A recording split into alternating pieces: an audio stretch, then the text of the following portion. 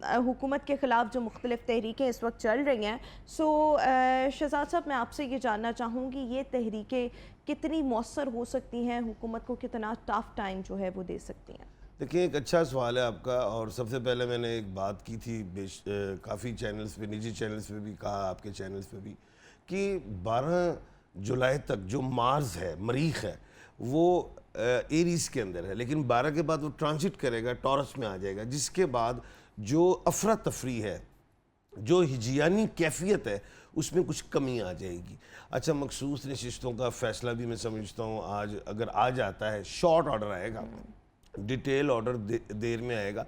Short order में भी मैं यही समझता हूँ कि कुछ आज़ाद सीटें हों या कुछ मिनॉरिटीज़ वाली सीटें तो चाहे हुकूमत को चली जाए, लेकिन जो दूसरी सीटें हैं वो सुन्नी, इत्तेहाद और पीटीआई को मिल सकती। इसके बाद जो है 2/3 मेजॉरिटी मैं नहीं समझता कि गवर्नमेंट के पास रहे, तो इसलिए गवर्नमेंट भी बहुत ज़्यादा फ्रंट फुट पे नहीं जाएगी और जो दूसरी सियासी जमातें हैं वो भी फ्रंट फुट पे नहीं आएंगी। ये सियासी बयानात होते हैं कि जी हम ये कर देंगे, वो कर देंगे। अभी एक आप बात कर रही थी मौलाना फजल रहमान साहब की कि 7 सितंबर की बात कर रहे हैं, तो 7 सितंबर से पहले 6 सितंबर आती है और 6 सितंबर जो होती है वो योम दफ़ा कहलाती है, जिसपे एम आलम जो थे वो आपको याद होगा। तो खैर ऐसी बात नहीं है। मौजूदा सूरत हाल में मैं समझता हूँ कि ये मौसम भी गर्म है, लोग भी इतना ज़्यादा नहीं, लेकिन जो टॉरस के अंदर जुपिटर बैठा है और वो जो 1 मई को आया और साथ ही मरीख आ जाएगा, उससे कुछ बेहतरी या कुछ रास्ते ज़रूर निकलेंगे, बजाय ये कि आप कह दें कि जी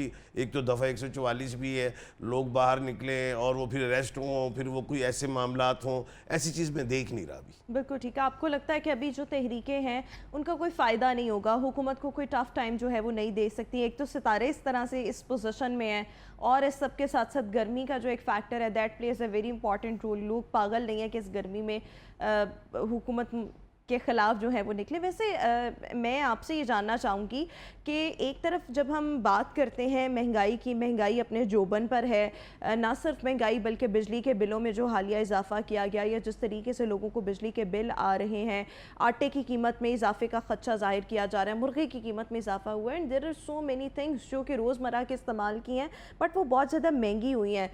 इस सब के बावजूद अवाम जो है वो मतलब इस वक्त बहुत गम और गुस्से का शिकार है, तो आपको नहीं लगता अवाम का ये गम और गुस्सा जो है वो हुकूमत को कैप्चर कर सकता है और अवाम बाहर निकल सकते हैं? मुझे तो लगता है किसी दिन की बात है, ये सारे लोग जो हैं निकल आएंगे सड़कों पर। मुझे नहीं लगता ऐसा, क्योंकि महंगाई तो 1947 से 50 तक तो चलो मुल्क चला, उसके बाद सियासतदानों के हाथ में आ गया।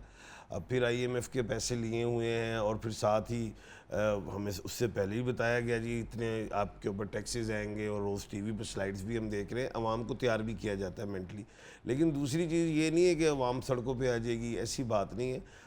बिजली के लिए सड़कों पे ज़रूर आई है, लेकिन उसके लिए उन्होंने सदेबाब ये कि जी हम आपको सोलर दे रहे हैं, गो के देर हो गई, इसको पहले आ जाना थी। जर्मनी जो है मेरे ख्याल से 80% से ज़्यादा सोलर पे है।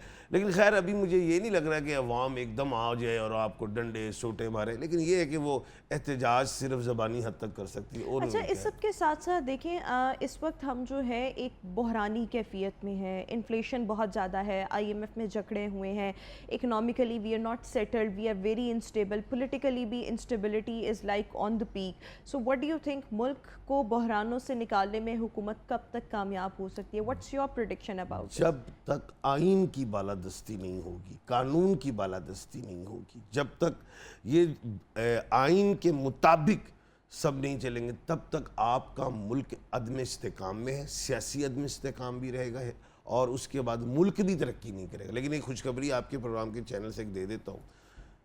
आइन, कानून, दस्तूर या फंडामेंटल राइट या अवामी वोट, इसके फैसले आप अनकरीब देखेंगे। एक पेशन गोई मैं ज़रूर करने लगूँ। इस्लामाबाद की 3 सीट्स हैं जिस पे मुकदमा जो है, जिस पे वो चल रहे हैं मामला, तो तीनों सीटें उड़ जाएंगी। उड़ जाएंगी? ये पेशन गोई दे रहा हूँ आपको। अच्छा, ये तीनों सीटें इस्लामाबाद वाली जो हैं वो उड़ जाएंगी, और ये प्रेडिक्शन आज के हमारे इस प्रोग्राम में MA शहजाद साहब कर रहे हैं। लेट्स सी, अगर ये उड़ गई तो will will have you again here, और फिर हम अपने व्यूअर्स को दोबारा बता रहे होंगे और कि आवाम आपकी कहेगी कि जी prediction कुछ वाकई हमें इंसाफ नजर आ रहा है। दुरुस्त साबित हो गई। बिल्कुल ठीक हो गया। अच्छा, आपको क्या लगता है मुस्तकबिल करीब में बानी पीटीआई मुल्की सियासत में कोई एक्टिव रोल प्ले कर सकते हैं? खान साहब का अपना जायचा इस वक्त कैसा है? 2024 जो है ये तमाम डिजिट्स को काउंट करें तो ये 8 बनता है और लड़ाई के लिए है। और पूरी दुनिया में भी लड़ाई देखी, जमहूरियत की लड़ाई भी देखी, पूरी दुनिया में इलेक्शंस भी देखे, और 70% से ज़्यादा इलेक्शंस जो वोट अवाम कास्ट कर रही है। लेकिन 2025 है, इस डिजिट को अगर आप काउंट करें तो बनता है 9। इमरान अहमद खान, इमरान जो है आइन से हैं, अहमद आइन अलिफ से हैं, ये 9 का है डिजिट। अगला साल इमरान खान साहब के लिए खुशियाँ लाता है, नवीदे लाता है, लेकिन रिहाई इस साल मुमकिन है। अच्छा, रिहाई इस साल मुमकिन है, जी ये हाँ। भी आप प्रिडिक्शन कर जी रहे हाँ, हैं। दो फिर हो गया, ये भी बड़ी बड़ी ये prediction हाँ, अच्छा ये भी प्रिडिक्शन करते हैं कि कब तक इसमें कितना अरसा लग सकता है, अगस्त, सितंबर, अक्टूबर, नवंबर, दिसंबर, कब तक वो जेल से बाहर आ सकते हैं? मखसूस नशिस्तें जो हैं ये काफ़ी हद तक कमज़ोर करेंगी हुकूमत को। ये नहीं है कि हुकूमत ख़त्म ही हो जाएगी, ये है कि 2/3 मेजॉरिटी हुकूमत को नहीं मिलेगी। तो एक तो बात ये है। दूसरी चीज़, इमरान खान और गवर्नमेंट के साथ ये कह लें कि हैंडशेक होगा, और होगा जो मैंने कहा था कि 12 जुलाई के बाद जो है, जब एरीज निकल जाएगा टॉरस में, और टॉरस के अंदर जो प्लेनेट है वो वीनस है। वीनस तो खुद जा रही है, मेरे ख्याल चली गई जाने वाली कैंसर में, और कैंसर की का जो अपना प्लेनेट है वो मून है, वो भी फीमेल है। और इन तमाम फीमेल्स ने कोई काम दिखाना है, और वो पॉजिटिव। एक अहम बात बता दूं, इमरान खान के आने से पहले जनाब मोहतरमा बुशरा रियाज भट्टो साहिबा की आमद होगी। जैसे 190 मिलियन पाउंड में आपने देखा उनकी बेल हुई, उसके बाद इसी तरह 1-2 इद्दत वाला मामला आ जाएगा, उसमें आप देखेंगी। उसके बाद ये शुरू होगी। लेकिन ये बात कंफर्म है कि इस साल सितंबर की कुछ खुशबू आ रही। अच्छा, रिहाई। सितंबर में रिहाई आज हो आप बड़ी सकती बड़ी है। कमाल पेशन गोइयां बस ले रही हैं ऐसे ठा अच्छा, ठा करके। सितंबर खुशबू में आ खान रही है। साहब रिहा हो सकते हैं, जी हाँ। इम्कानात मौजूद हैं। खुशबू इज इम्कानात ना कि चांसेस आर देयर कि सितंबर में खान साहब यानी अगले 1.5-2 कुछ महीने में जो खुशियां है वो सुनेंगी, बाहर आ खुशखबरी सकते है, जी हैं। हाँ। अच्छा, मखसूस नशिस्तों के हवाले से फैसला जो है दैट इज एक्सपेक्टेड टुडे, क्या ये फैसला पाकिस्तान तहरीक इंसाफ के हक में वैसे आ सकता है? मिला जुला होगा फैसला। इसमें ये कह लें कि जैसे मैं आज से इलेक्शन से पहले एक बात करता था कि गलती कर रही है पीटीआई कि वो किसी और जमात में जा रही है। पीटीआई का सिंबल जो है वो उड़ाया है, पार्टी नहीं उड़ी। लेकिन चलो हो जो हुआ।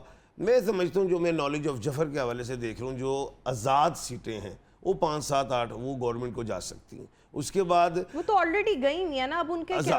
बड़ी अहम बात है, कानूनी बात। उसके बाद जो है सुन्नी इत्तेहाद कौंसिल का जो अपना आइन है पार्टी का, उसमें उन्होंने एक बात लिख दी है कि जो मिनॉरिटीज़ वाले जो हैं वो हमारे मेंबर्स नहीं होते, तो मिनॉरिटीज़ भी चलेगी। अब जो कुछ सीटें रह गई हैं, अब मिसाल एग्जांपल है 100 सीट है तो उसमें 30% तकरीबन कह लीजिए या 25 वो गवर्नमेंट को चली जाएंगी, बाकी सुन्नी इत्तेहाद या पीटीआई को मिल सकती हैं, नंबर 1। लेकिन 2/3 मेजॉरिटी नहीं मिलेगी गवर्नमेंट को, जिसकी वजह से वो बड़े बड़े कानून बना जाएं जिसमें अमेंडमेंट्स कर जाएं। और एक बात और बता दो, आप ये अगर पूछें कि अगर जी हो जाती हैं जी सारी सीट्स ही गवर्नमेंट को मिल जाती हैं तो उसके क्या नुकसान आते, पूछ सकती हैं आप, सवाल कर सकती हैं। हाँ, ये आप चलिए पूछ लीजिए। बिल्कुल, सारी सीट्स ही अगर हुकूमत को मिल जाती हैं तो फिर क्या होगा? वो मैं नॉलेज ऑफ जफर की बेस पे बताऊंगा। उसके ये लॉस होंगे। सबसे पहले ऐसा भी हो सकता है, अल्लाह ना करे कि इस्लाम ऐसी अमेंडमेंट कर दी जाए कि इस्लामाबाद जो हाई कोर्ट है वो ख़त्म कर दी जाए। है इस्लामाबाद हाई कोर्ट खत्म कर दी ऐसी हो सकती है। जाहिर है मैं अपनी बात उसमें नॉलेज ऑफ जफर में ये भी हो सकता है जो ऑनरेबल जस्टिस साहिबान हैं, जिनको आइन के हवाले से इज्तना हासिल है, वो भी ख़त्म कर दें। तीसरी चीज़ ये भी है कि जिनकी चाहे मुद्दत मुलाजमत बढ़ा दें, ये होगा। लेकिन मैं ये नहीं समझ रहा ऐसा होगा। 2/3 मेजॉरिटी मुझे नहीं लगता कि मिलेगी। जफर से बता रहा हूँ, पेशेंट को यही मेरी फिर आ गई। आप बिल्कुल ठीक हो गया। अच्छा देखिए, इस वक्त इंटरनेशनली ताल्लुकात को हुकूमती सतह पर हुकूमत के ताल्लुकात with the rest of the countries and specially America या वेस्टर्न जो ब्लॉक है उसके साथ होना, that is like very much important for the benefit of Pakistan. What do you think, क्या हुकूमत जो है इन ताल्लुकात को फ़रोग देने में, मुस्तहकम करने में वुड इट बी सक्सेसफुल, कामयाब हो सकती है? सितारे इस हवाले से क्या कहते हैं? मैं तो ये समझता हूँ कि हम तो किसी से भी लड़ाई नहीं करते। एक बात, हमारे लिए चाहे अमेरिका हो, हमारे लिए अल सऊदिया हो, हमारे लिए अल तुर्किया हो, हमारे लिए क्या कहते हैं रशिया हो, अल सीन चाइना हो, हम इनके साथ अपने जो ताल्लुकात है बहाल रखेंगे। हाँ, अगर एक और बात है, अफ़गानिस्तान से हमारे अल्लाह ना करे मामला ख़राब हो, लेकिन हम उस तरफ भी नहीं जाएंगे नैज में, हम इसी तरफ रहेंगे कि ठीक रहें। ईरान से भी हमारे ठीक है।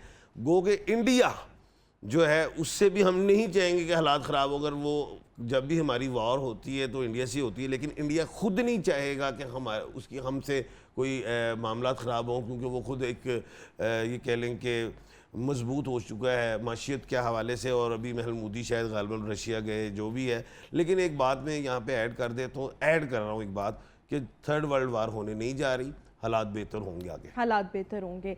अच्छा, इस सब के साथ साथ देखिए, मखसूस नशिस्तों का जो फैसला है, अगर पाकिस्तान तहरीक इंसाफ के ख़िलाफ़ आता है तो पार्टी क्या कमज़ोर होगी?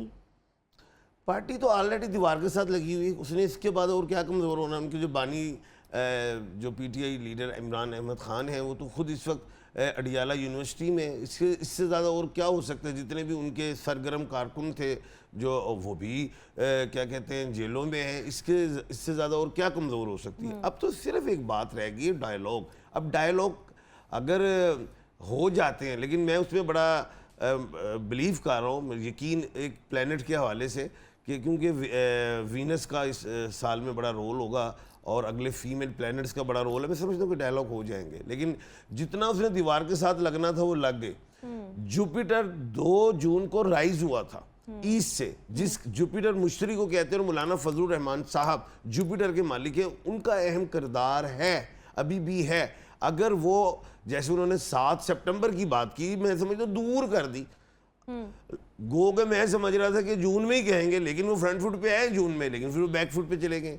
अब फिर वो अगस्त चला गया बीच में से, अब वो सितंबर में। मैं नहीं समझता कि अभी कोई और इसके ज़्यादा और कोई नुकसान हो। सिर्फ यही एक उम्मीद ही है कि मौलाना साहब आए, जमात इस्लामी आए, लेकिन वो भी मखसूस नशिस्तों के आज के शॉर्ट ऑर्डर के बाद। एक पेशन कोई और बीच में मेरे माइंड में आ गई है, 15 जुलाई से पहले शॉर्ट ऑर्डर आ जाएगा। 15 जुलाई गुजर गई और आज भी अगर खुदा न खासा शॉर्ट ऑर्डर नहीं आता तो फिर जो फैसला है फिर समझें कि 1.5-2 महीने लंबा भी हो जाएगा। अच्छा, बिल्कुल ठीक हो गया। लेकिन एक बात बता दूं, आज के बाद आज जो फैसला आएगा उसके बाद पीटीआई कुछ मजबूत होगी।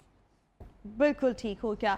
अच्छा, हमजा शहबाज, हमें इस वक्त कहीं पे भी उनका कोई एक्टिव रोल दिखाई नहीं दे रहा। व्हाट डू यू थिंक, आने वाले दिनों में वो कोई एक्टिव हो सकते हैं, कोई पोजीशन ले सकते हैं? उनके सितारे क्या कहते हैं, हमजा शहबाज के सितारे? हमजा शहबाज नंबर 1, उनके पापा जो हैं वालिद साहब वज़ीर आज़म पाकिस्तान, और उनकी जो कज़न है ताया जी की बेटी मोहतरमा मरियम नवाज साहबा, वो वज़ीर आला पंजाब है। तो वो क्यों फ्रंट फुट पे आएंगे, क्यों दिखाई देंगे? क्योंकि उनके पापा जो वज़ीर आज़म है, मैं नहीं समझता कि वो सरगर्म हो जाता। बिल्कुल ठीक हो गया। थैंक यू सो मच अमीर शहजाद साहब for being with us today.